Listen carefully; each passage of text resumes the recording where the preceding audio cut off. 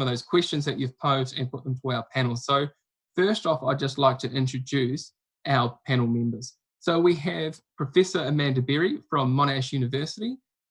Mandy is our Professor in STEM Education. We have Professor Janet Carlson from Stanford University, and we have Dr. Kennedy Chan from Hong Kong University. So we're very proud that we have these three wonderful STEM experts joining us this evening to answer our questions about STEM education. So we're really pleased that you're able to engage with those videos, and the insights that you've offered and the questions that you've posed for our panelists were fantastic. And today we've gone through and collated and curated those questions and collated them in the sense of putting them into themes. And then some of the questions have been paraphrased to capture that whole theme of that type of question. And as the panelists respond to these questions, we encourage you please to ask more questions on YouTube. And if we have time to respond to those questions at the end, then certainly we'll put those questions to the panel. So we're just going to start with this first question, which was, as pre-service teachers and hopefully new graduates, we're looking for ways to implement STEM practices into our classroom. Do you have any suggestions how we might start to do this? So with our three panelists, I'm just going to ask Kennedy if you'd like to start with this response. Thank you very much, Jared. I'm Kennedy from the University of Hong Kong, and I really like these questions. And this indicates that all of you are thinking about yourself as a pre-service teachers, or hopefully a new graduates. So the first point that I want to make is you have to be very clear about the learning goals when you're implementing STEM practice. So you have to think about why you need to do STEM activities. What is the function of STEM educations? And what I would like to highlight is the importance of explicit focus on content integration across disciplines. And another thing is also not only for the development of content knowledge, but also fostering skills development, like innovative problem solving and inquiry skills. So I think if you are thinking about this learning goal, then it logically follows that effective STEM teaching foregrounds use of student-centered pedagogy, like inquiry, problem-based learning approach, and the use of real-life context. And we do have several essential characteristics of effective STEM teaching, like engaging students in personally meaningful, motivating, and engaging contexts, engineering design challenges, learning from failure through redesign, embedding mathematics, and also use of student-centered pedagogies, and also emphasizing teamwork and communications. So probably I would suggest that it is very hard to do it all in disciplinary teaching. Just like in Hong Kong, if you're biology teachers, you're expected to teach biology content. That would be very hard to achieve all these learning goals.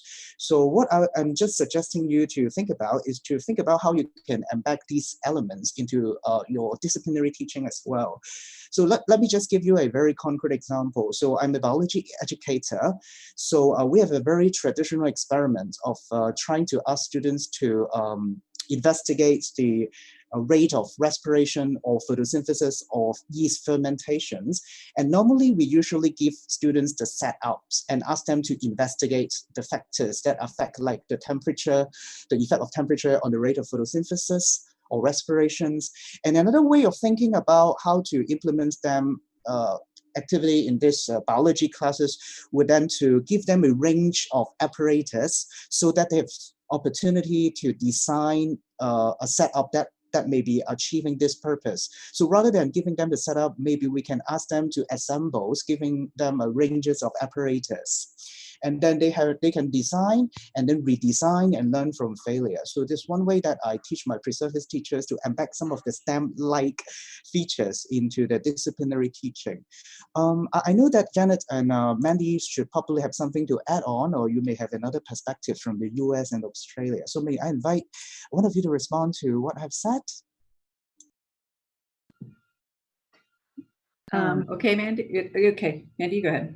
Oh, sure. Okay. I'll just add a little bit because as pre-service teachers and new graduates, I think it's really important not to be too ambitious depending on what your situation is. So if you're in a school that has a very strong STEM group, then you might be able to do more than if you are beginning something on your own in a school that has typically very cut and dried disciplinary areas. And so one thing, if you're working by yourself, that I was thinking about in terms of modifying an existing curriculum, something that I call reverse the sequence. So often when we're teaching content, we begin by teaching content if it's about viruses and their transmissions, to choose something that's very topical. And then we teach all about it, and then we end up with a question. For instance, how does a virus spread throughout a population? Well, to reverse that, you could begin with the question, how does a virus spread throughout a population?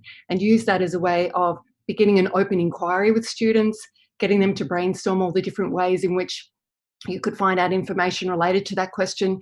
And that may well draw in technology, engineering, mathematics, science, and the ways of working and knowing that those different disciplines use. So if you think about that reverse sequence, that could be one simple way in which you start to do some work for yourself on implementing a STEM practice in your classroom. And I'll throw over to Janet now. I'll just add an overarching idea, because I completely agree with everything Kennedy and Amanda said. One thought you can always keep in mind when you're applying the ideas that both Kennedy and Mandy shared as examples: who is doing the learning? If most of the learning is by the teacher, because you've designed the experiment, you know what the outcome is, and you're guiding the students through the steps, that's not the right orientation. One of the ways we can implement STEM practices and have the heavy dose of inquiry is by making sure the learner is doing the learning. So that's one big idea that can guide you from pre-service through retirement. And the second plays right off of that sentence.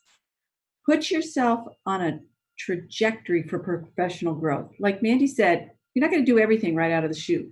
Take some targeted actions and each year build on it, and your expertise will increase over time. Be gracious with yourself about what you accomplished in your first few years, rather than feeling like you have to do everything at once. Wonderful. Thank you all for your really thoughtful responses to this question. And I can see on the feed that a lot of our pre-service teachers have taken away wonderful things.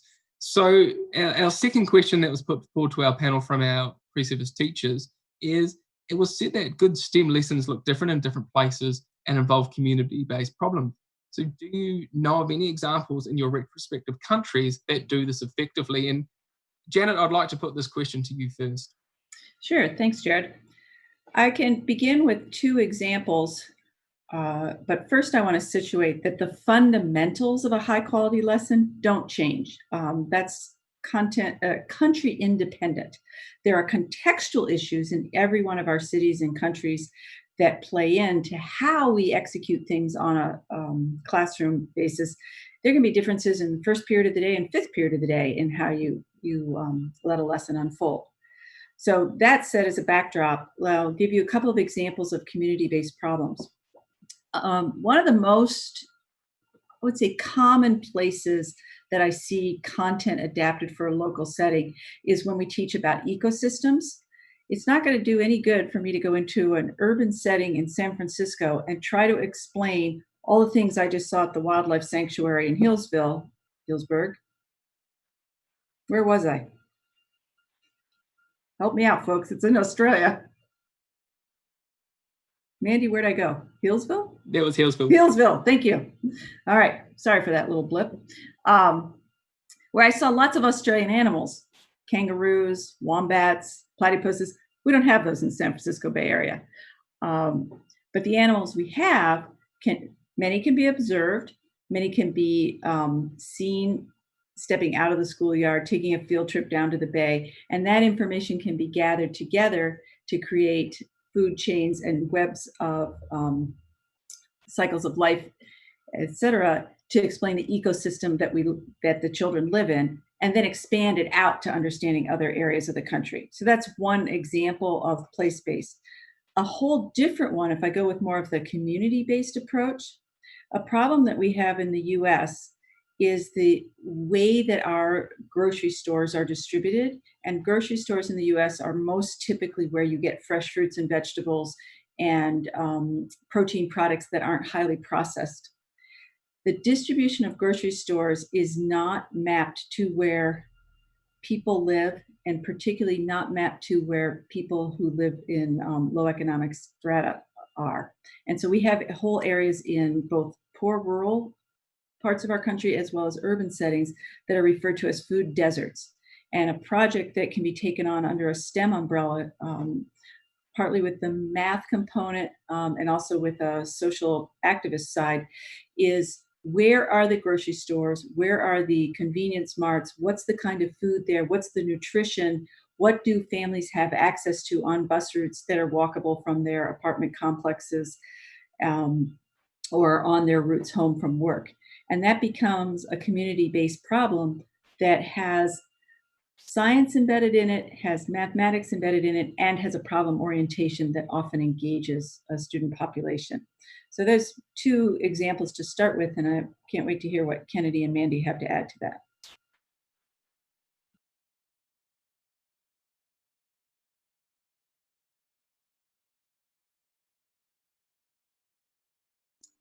Okay, so maybe I will be sharing the Hong Kong perspective. So as Jenna said, it's very important to situate the lesson in authentic context. So basically, I have the privilege to see how schools do STEM project, and this project is quite interesting. So in Hong Kong, we have a very you have a problem of aging populations.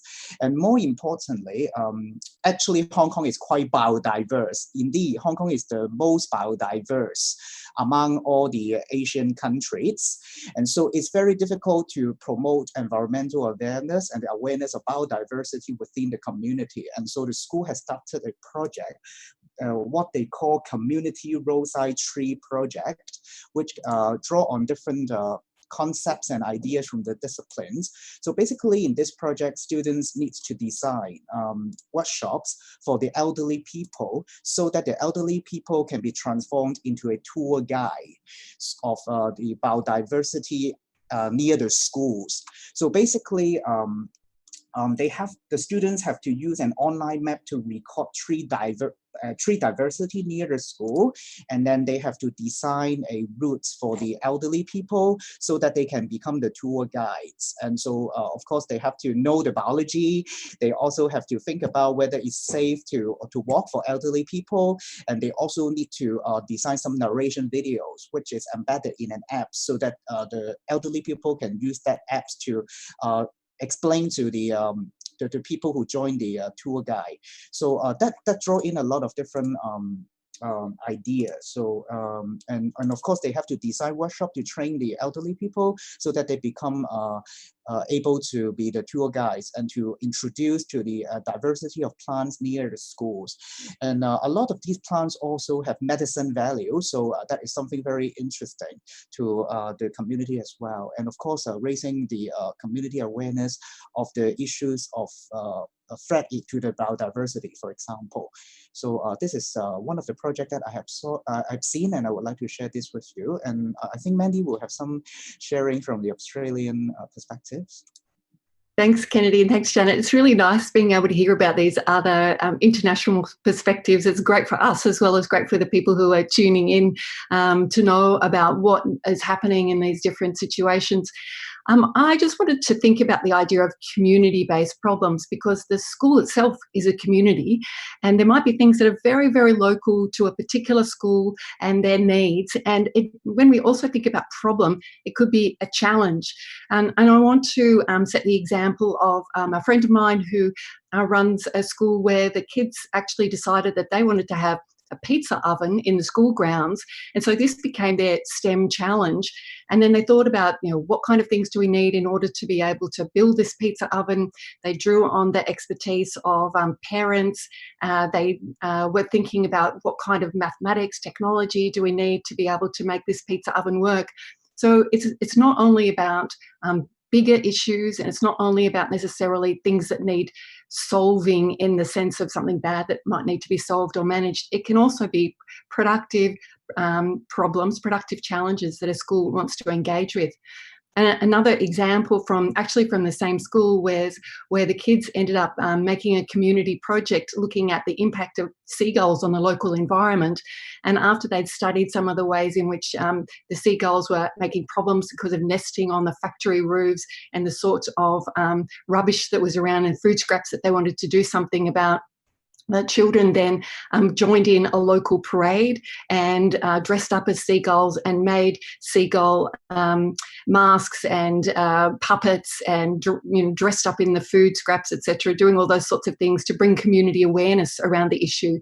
So I think to complement the sort of things that Janet and Kennedy have talked about, just broaden up what it is that you can consider when you're actually thinking about communities and the problems that you're addressing. Wonderful. Again, thank you all for your responses. And it was really interesting to hear about different examples and different contexts with this learning through STEM. Now, I'm really excited about going to this next question. It was asked several times on the Moodle forums in maybe a slightly different way, but had the same theme to it, which was, it seems that females are not as interested by STEM. Does research suggest any reasons for this? And Mandy, I'd like to offer you the start of this question. Thanks, Jared. Well, that's an interesting start to that particular question. It seems that females are not as interested by STEM. So I think we have to unpack that a little bit, because remember, STEM is not just one thing. There's multiple parts to STEM: the science, technology, engineering, and mathematics. And each of the science parts has its own subdivision as well. So, for instance, we know that many women, many girls are interested in biology. We actually have women outnumbering men in doing biology courses in high school. So it's not quite as cut and dried as that question suggests. But what we do know, for instance, if we start to take apart those different areas, that we have very low numbers of students studying physics and advanced maths in Year 12 in Australia, and very, very low numbers of girls, 6% of girls studying physics and advanced maths. So that is a worry. And that's the kind of thing that we need to start addressing. What is happening throughout the whole of a child's education, not just what's happening, say, for instance, pre-VCE. And we know from research that messages come very, very early to children in their own home environments about what's suitable for girls and boys to play with, to talk about their career aspirations. Different families talk in different ways about what's hard at school or what's easy. And those messages can compound with kids coming to school as their teachers have particular ideas about what girls are good at, what boys are good at, or generally what subjects are hard. And you often hear even little kids talking about, oh, maths is hard, or, children I know moving from grade 6 into Year 7 saying, oh, I don't like algebra, it's hard. So where do they get those messages from? A whole mixture around the community. And I think it's particularly important that we start to think about perhaps the unconscious biases that we have. And again, research suggests that we hold these unconscious biases and we act out those assumptions in ways that make it harder for some groups to participate in science, technology, engineering, maths, and others. I think also that the ways in which some of these subjects are constructed makes it more exclusionary for some groups. The sorts of examples that get used in class that might typically engage boys maybe more than girls, or the ways in which the kind of learning approaches are used. And STEM actually, if we're thinking about that as an integrated, more open form of education, does offer us some ways in, but we can talk about that a little bit later, how we might be able to do something about it, not just about the reasons why females might not be interested. So I'll throw over to perhaps Janet now, if you want to make a comment from your perspective. Thanks, Mandy. Sadly, the scenario is quite similar in the US in terms of representation in biology, fairly even male and female, very declining numbers, or very small numbers of women represented in engineering and physics, chemistry somewhere in between. In addition, we have the challenge that extends beyond a gender gap in that we do not have representation in the science and engineering professions that represents our population and the diversity of our population. And many of the things that Mandy said about why our female students don't follow the track into some of the STEM courses as well as professions apply for students of color in the US. So where we focus our efforts is in a couple of categories. One is, how do we incorporate people that look like the student into their experience in the various STEM disciplines or an integrated STEM experience? In other words, who are the guest speakers we bring in? Who are the teachers we're recruiting? Who's in the videos that we use in class? Do the students see a female out in the field, a female engineer solving a particular problem, an African-American astronaut explaining some complicated astrophysics? How do they build that image of who can do science, who can do engineering, who can do mathematics? So that's sort of the lowest, that representation piece. The more complicated piece that builds on everything that Mandy said is the pieces of inclusive teaching. Is your classroom a place where everyone has a voice, where everyone is making sense of the science, technology, engineering, and mathematics? Is it a place where the challenges are there for everyone? There's some lines of research that look at teacher expectations and tie it to student achievement. If you make it easy for the kids that you perceive might be struggling, might be talking about some content area being hard, you're actually not doing them any favors. How do we keep that cognitive load high, keep that challenge high with the appropriate scaffolding so everyone experiences success? So just a few ideas to build on what Mandy already said, and I'll turn it over to Kennedy. Thank you very much, Janet. So I think the situation is very much the same in Hong Kong. We have a lot of females studying biology, but we don't have a lot of females studying physics or engineering. And so it's very interesting to see that most of the Hong Kong physics teachers, they are male. 90%, I would say. So it's quite interesting. I'm not sure whether this is the case in the US or in Australia, but it's very interesting. If you go to teacher seminars, physics teacher seminars, then you will see all of them are males. So it's quite an interesting observation that I had. And returning back to how as a teachers we can do something on this, and I really strongly believe that what we do in the classroom can influence what students think about what they can do. It's pretty much like what Janet mentioned about the teacher expectation effect. So if we have a preconception that the girls cannot do STEM or cannot do math, cannot do physics, we may implicitly ask low order questions to them. So that may actually build up the idea that they cannot do it. And I think this can be very implicit when you are working in the classroom. And so I think we need to pay attention to our own practices. And so not to give this kind of images to our students, and it can be very problematic to the overall growth of the students. So that is what I want to say and what I want to highlight. Thank you. Wonderful. Thank you for all of that information. And Kennedy, just to your comment about the number of physics teachers in Hong Kong being male, I just thought I'd like to share that half of my physics method class this year are female. And so I think in the future, that's going to have that really great impact at having that role model. And again, another theme that came through on our Moodle forum, and Janet, I know this will tie to a lot of your work and it ties nicely to your video as well, which was a student responding that I was really interested in the idea of providing equitable outcomes for students rather than just equitable opportunities. When it comes to STEM education, what are the ways we can do this? So Janet, I'd like you to, if you would respond to that question. I'd be happy to, Jared. Thank you. I set some of the stage in my response to the question that had to do with female students. So I think what I'll do in this response is dig into a particular aspect of teaching. And I want to nuance the question to let you know I'm going to answer the question slightly different than it was asked. We as teachers don't provide the equitable outcomes. We provide the opportunities for outcomes. That difference is back to the theme you keep hearing from me about student ownership and how we as teachers set things up so students are owning the learning. It's important to do that in a way of realizing how much influence you can have in the classroom and how important your instruction is in creating those pathways so that all students can achieve at high levels. With that introduction, I want to focus in on academic discussion. A high percentage of time spent in classrooms is in this, the space for discussing ideas.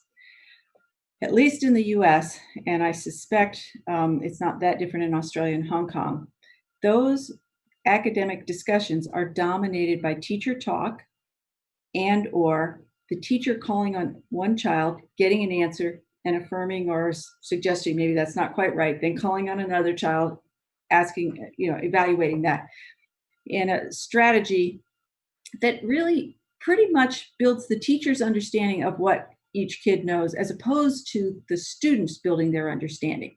So I want to challenge you as you go into your teaching and you're out in classrooms to think about your academic discussion from an extremely planful position. One of the frameworks we use is to think about your academic discussion having three major components: an into, a through, and a beyond. Your into is how you prepare your students so that they can share their thinking and build on one another's ideas in a way that's aligned with your goal for a particular set of lessons. That's not something that happens by accident. That's why this planful approach to discussion is so important. The through is the work that you do during a discussion. And I'll go into that in a little bit because I want to go over some moves for how to make that through part of the discussion rich and fruitful. Then you have a beyond. You finish the discussion. What now? It's important that you assess the student learning and look for opportunities for them to create deeper sense making based on that discussion in the future work that's coming. I will briefly give you an idea about moves you can use in a discussion. And these are moves you can teach your students. So they're not all just things you do. You might model them, but they need to be things that everybody in the class does. One is asking questions. Another is pressing on somebody's response. Tell me more. What did you mean by, etc. Another move is revoicing. Kennedy, I think I heard you say that in Hong Kong, there are more male physics teachers. I'd like to know more about that. So that I've just revoiced what he said and I'm pressing to learn more. You can step back and say, I don't know if I quite understood. Could you tell me more? Creating think time. It's okay to have that quiet pause before people contribute in a discussion. And it's not just okay for the teacher to create that think time, it's also okay for students to feel that they have that power in the classroom to do it. And then there's an opportunity to highlight key ideas. That could be something a teacher models and later things that students do as you build a culture of high quality academic thinking. Turn it over to my colleagues to build on their ideas for equitable outcomes for all students. Just very briefly, that was very comprehensive, Janet, so I won't add too much more except to say at the basic level, it's about knowing your learners and how they learn. So often as secondary teachers, we're very passionate, especially those secondary teachers in the audience, very passionate about our content, and we're really keen to make sure that everybody loves the content as much as we do. But getting to know each of the learners and their needs, maybe it's getting them to write you a letter at the beginning of the course, about them, or ways in which you can have conversations that go beyond the content in class, so that when it comes to preparing lessons that you can tap into the different interests that students have and know some things about students when you're having the kinds of discussions that Janet's also talked about, because you know something about those learners and how they learn. Over to Kennedy if you want to make a comment. Yes, I would like to add on what Janet said. So basically, I also strongly encourage my students to videotape themselves when they are in their teaching practicum. I'm not sure whether it's very difficult in Australia or in the US, but then if you try to transcribe your own classroom talk, or what we call the classroom discourse, and to analyze it in a very simplistic way, like the number of students contributing to the dialogue, the number of words that they speak, and also the turn taking, then you can see a lot, and you can start to see whether you are providing equitable opportunities for them and whether they can achieve certain outcome in your own teaching. So I think this is a very, very wonderful way of trying to see whether you are trying to provide equitable opportunities for your students. And this is something that I want to add on. Yeah. Wonderful. Thank you again. And I hope that all of our viewers are able to take some of those ideas that you've all talked about back and use those approaches in their classrooms. Now, building on from this idea of equitable outcomes is that in all of the videos, all three of you independently, when I interviewed you, talked about this idea of integration and integrated STEM. So one of the questions that kept coming through in the Moodle forum was, can you talk about assessment strategies that are effective for integrated STEM learning? And Kennedy, I'd like to throw this question to you. So I would like to compliment all of you for thinking about assessment, because research always say that people don't, or teachers don't think about assessment, but as P-Service teachers, you are thinking about assessment, and that is really wonderful. And for me, the first thing that you have to think about is, of course, the learning objective that you want to assess. What do you want students intend to learn? So as I mentioned, if you are thinking about integrated STEM, so probably you have to think about whether students can achieve the integrations of concepts from different disciplines. You may want to assess whether they are able to problem solve some authentic problems. You may also want to see their ability to innovate, and you may also want to see their collaboration skills. So the first thing that is important is, of course, about the intended object of assessment. And of course, this can also be the value outcome, whether they have the efficacy, whether they have the motivation, etc. And of course, you need different ways of assessing. Another key ideas about assessment would be about formative and summative, and probably you know a little bit about formative and summative. So for formative assessment, so these assessment will lead to some evidence of learning that makes you adjust your teaching decisions. And I think you have to be finding or identifying evidence of student learning throughout the whole learning process, including before, during, and at the end. That is more like the summative one. So, and of course, you have to be very clear about what you want to assess. So say, for example, if you want to assess whether they have the ability to problem solve, then probably you have to think about what evidence of student learning you want to collect in terms of their ability to propose a solution to a problem, or whether they are able to identify the problem. And there are, of course, different tools for assessment like portfolio. You can ask them to reflect the whole processes depending on your intended objects of assessment. So that is what I want to say. So I know Mandy and Janet should have something to add on. So may I invite one of you to talk about it?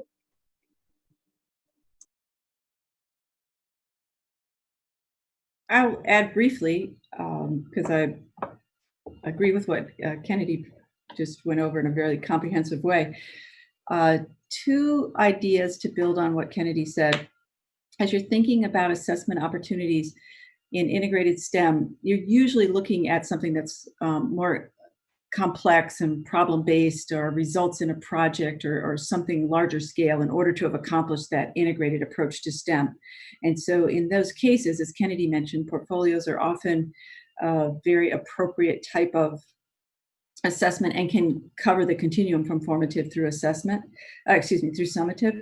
The other tool that can be really useful is a well thought out rubric that lets them, I would argue, students, their peers, and the teacher assess the progress on the different learning goals that you might have for a comprehensive integrated STEM project. I'll turn it over to Mandy. Thanks, Janet. This question is one that is often raised by experienced teachers as well. So please know that this is something that everybody is struggling with at the moment. You know, we have lots of good ideas about what STEM might look like in the classroom, but especially if you're considering that integration, then how do you measure it? How do you report on it? And especially also within the kinds of structures that we have in the Australian system about requirements for reporting, how do you reconcile that?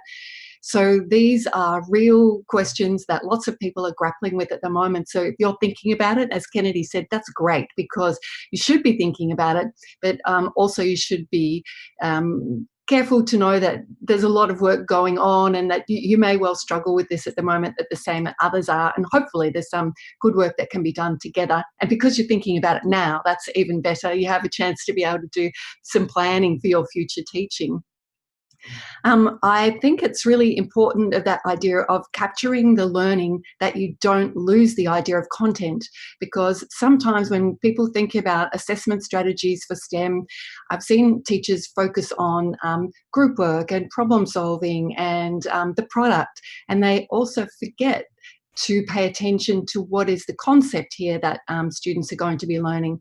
So that's something that I would add here is the importance of making sure that you're clear about what content do you want students to learn. And from a STEM perspective, what would you like them to learn about the ways of learning in those particular disciplinary areas too? Because we say that's also part of what integrated STEM is, learning about the ways of learning for those disciplinary areas as well as learning about the content. I'd also like to reinforce the kinds of things that Kennedy and Janet have talked about with continuous assessment. How do you collect information along the way? And how do you make that a collective assessment process as well? So, for instance, if it's about a product that you have decided to make for a particular STEM project, how do you bring in community members who might be using that product, and they can give some feedback to students about their projects to be able to form another component of the assessment?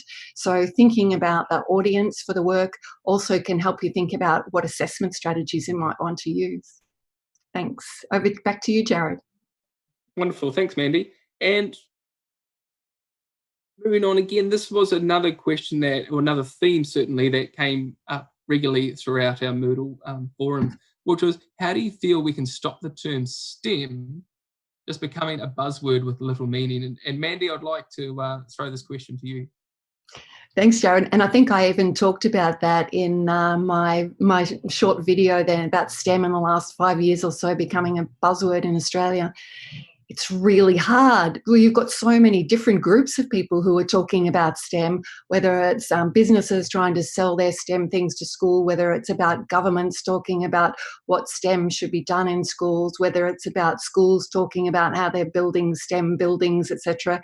So there's lots of different kind of talk around STEM, and because of its popularity and somehow that it gets connected to higher achievement or better ways of learning, it inevitably has become a buzzword.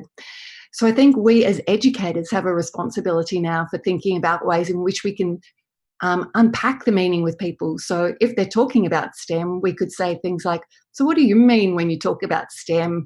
And here's some of the things that we're doing in relation to STEM, or here's some of the different ways in which people talk about STEM, so that you can unpack with people those ideas and also start to promote some ideas that you think are important around STEM, as, for instance, the integration of different subject areas. But even then, we know that different academics, different teachers have different ideas about STEM. But if the essence of STEM is about encouraging more students to be interested in these areas, about using problem-based approaches to learning, about bringing in different kinds of ways of thinking that we have used before, about building up some kind of motivation for further study in these areas, then I'd say, yeah, let's start rehearsing some of those things together, and let's be able to have a conversation with others in an informed way that helps them not to be using it as a buzzword. But for the time being, I think it's kind of inevitable that this will happen, and we'll all cringe a bit, but hopefully over time we might get better at being able to explain what we mean and what we'd like to achieve as a result of doing this work. So that's my quick answer there.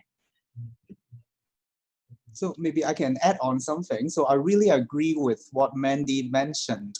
So in Hong Kong, it's also a buzzword because it's in the policy address document. So teachers always are saying that they are doing STEMs.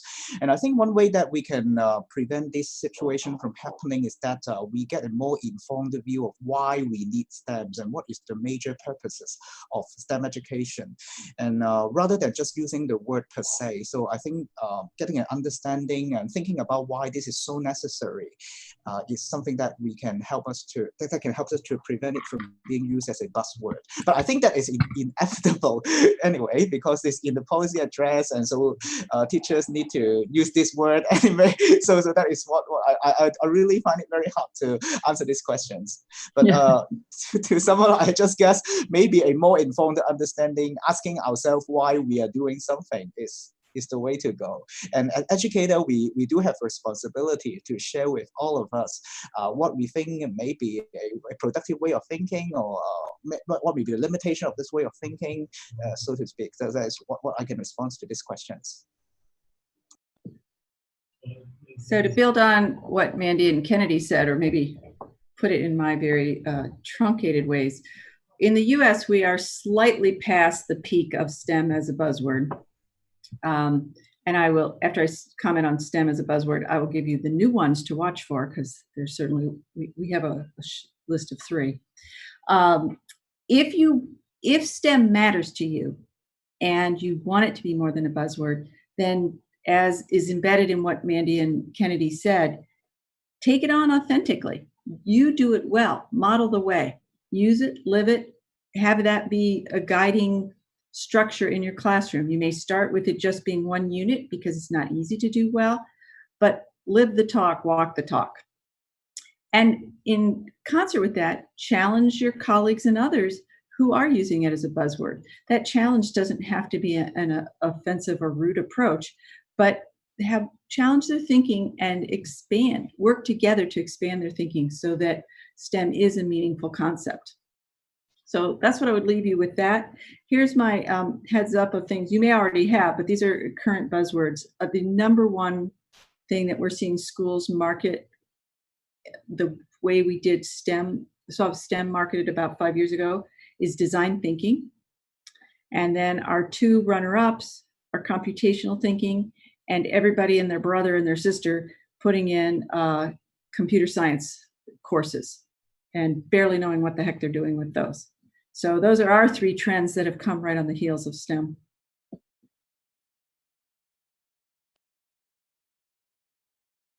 Thank you all. Now we're at the part of our panel discussion where we are taking some questions from the audience, and I can see I've got the YouTube live feed here as well, that questions are popping up. And one of them that came up earlier on when you were talking about some of the projects that you've seen in different contexts that have been quite effective, and it was also a question that featured in the Moodle forums, was about how do these STEM projects, or what do they look like in senior secondary school, and how do they work with high stakes assessments?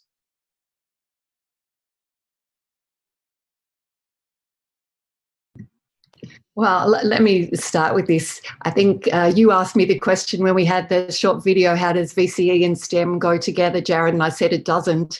And then you looked a bit disappointed because I think you wanted a different answer. But it's very difficult in the senior secondary situation if we're talking about a truly integrated STEM, when we have senior secondary examinations that are in siloed disciplinary areas.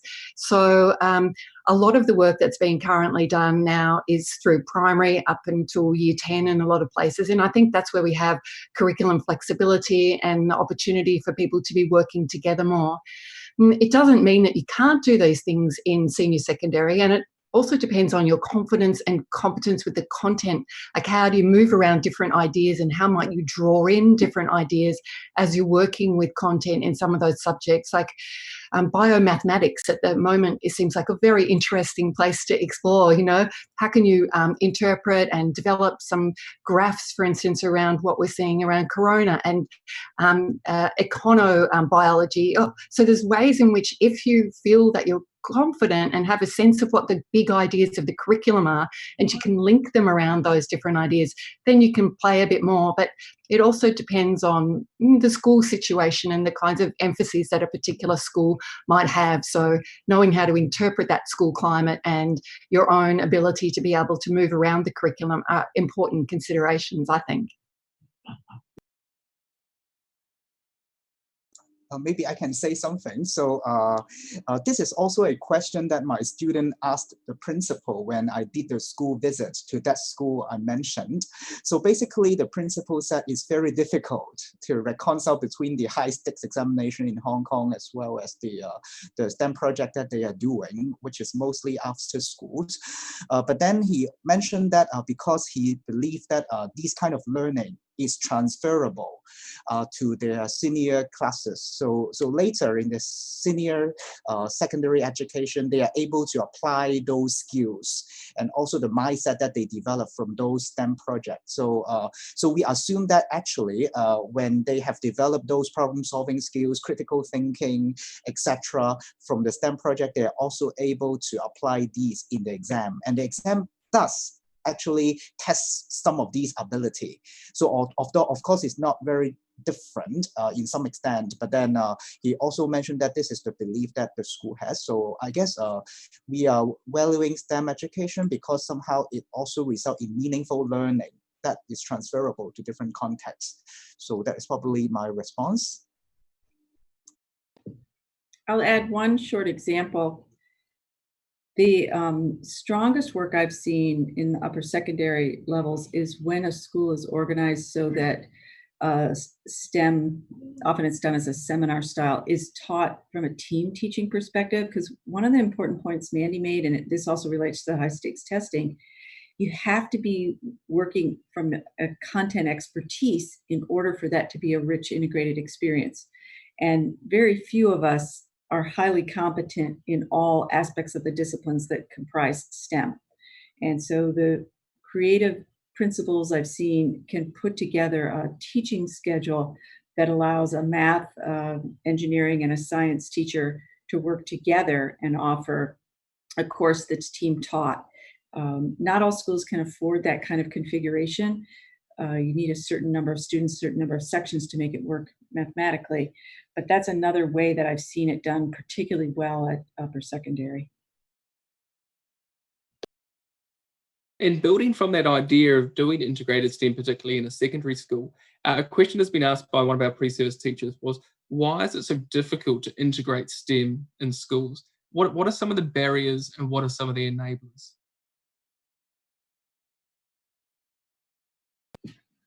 The couple of barriers are, it's hard to do integration as a learner until you have some foundational knowledge.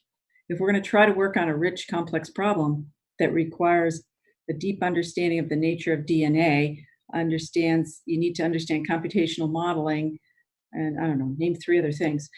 You need those foundational pieces of knowledge before you can work in that integrated space. And so that's a type of barrier in how you can do STEM.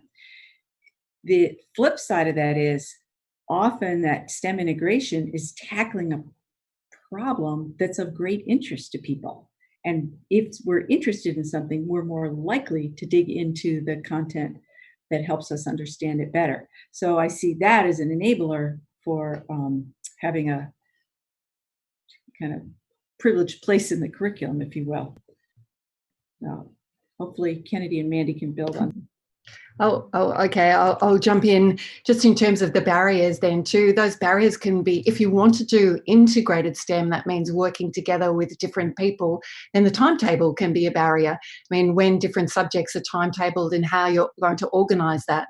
The same with what the emphasis of the school is, whether the school is emphasising rather traditional disciplinary approaches.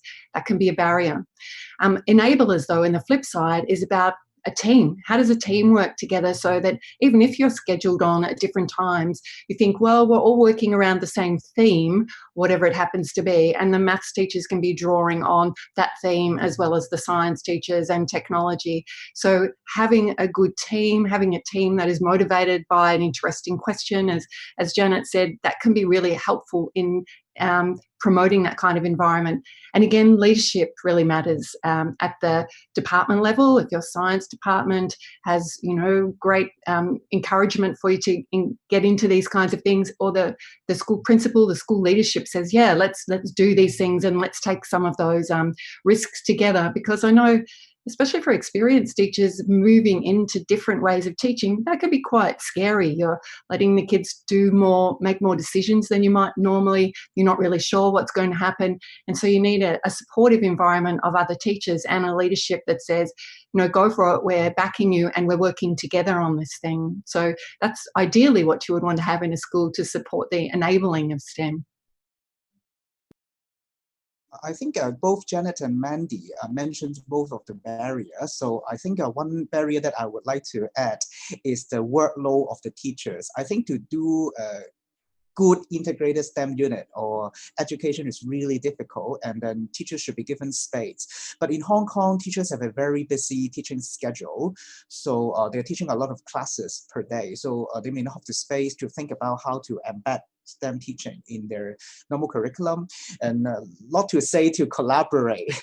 So they don't have time for lunch. So I think this is one very big barrier that teachers face. And I think an enabler, of course, is the government. The government is pushing STEM by giving a lot of money to the schools. But then what I think is the critical problem is that they don't give really space for the teachers to really create those high quality materials that allows STEM education to come to reality. So that is probably what I want to add. Wonderful, and thank you for addressing those questions from our audience. Now we're getting towards the end of our STEM intensive, our first virtual STEM intensive, and as we've got a few minutes left, I'd like to ask our panel members if they'd like to share 2 minutes of wisdom as a final comment for our pre-service teachers. On the bottom of my screen, Mandy, you're at the bottom. Let's start with you, and then we'll work up to Kennedy.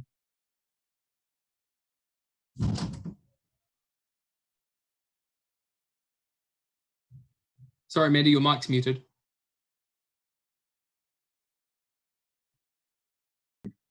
Now I'm unmuted. So thanks, Jared, for the challenge. I think the most important thing is to start to try things in your classroom. Don't be afraid to make some small changes. STEM doesn't have to be a big thing.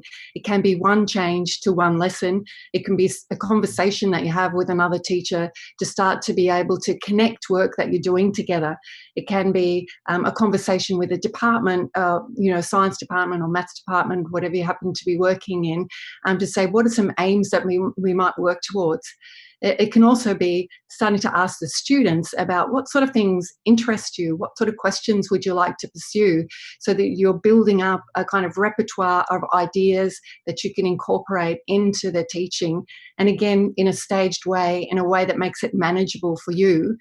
And I would also encourage you to do some reading around this. So a number of the things that we've talked about tonight, we've mentioned about, for instance, assessment processes. Janet's talked about different academic discussion. So it's helpful for you to begin to build your store of knowledge around the sorts of things that you might do to encourage a STEM way of working. Some of you might need to educate your mentor teachers to make some suggestions about things that you could do in your classroom that would be different. Maybe it's taking the courage to take those first steps, or to find people who are doing interesting things and work alongside them if they would be willing to. I think, taking those first steps, making some small changes, perhaps it could be running a club at lunchtime, or maybe a virtual club at the moment when we think about the current environment, where you could offer some ideas online around a Lego or whatever particular capacities you might have in STEM. But taking the steps in and thinking about what you might like to achieve, articulating that to others, and getting feedback from your students. So I really like Mandy's idea of starting small, which is very important. And another thing that I would like to add is try to be very clear about why you are doing STEM. So what is the major purpose of that? And by keeping it in mind, and this is actually for the purpose of the learner. So that is for the overall long-term benefits of the students. And I think this is a very central idea to keep in mind. And also learn from failure. So, STEM also privilege the idea of learning from failure, design and redesign. And so I think we have to do something the same because it's hard.